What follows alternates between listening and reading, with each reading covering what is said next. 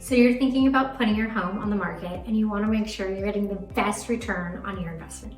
Here are a few tips. I get anxious sellers all the time, and of course you should be. It's a big deal to sell. So let's talk curb appeal. Curb appeal is super important because it is the first thing buyers see when they arrive at your home. The best thing you can do is make sure the front landscaping is trimmed and well maintained. You also want to pay attention to the front door. As an agent, it takes a few seconds for me to open up the lockbox, and this gives the buyer a chance to really look around. So take a moment, make sure there isn't any paint peeling on the front door or there are cobwebs around the light fixtures. Next, you want to work with your agent on staging your home. 77% of buyer's agents said that staging a home makes it easier for the buyers to visualize themselves living in it.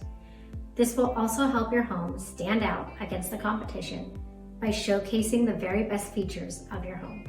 Also, marketing is essential. You want to make sure professional photos and video are done.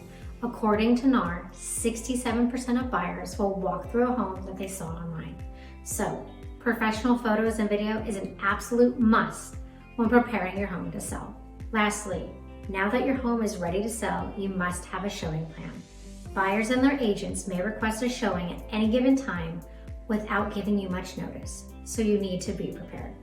Until your home is under contract, it's important to leave your home with short notice.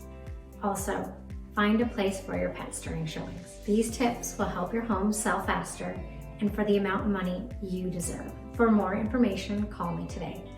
I'm Allison Miller, helping you bring it all together.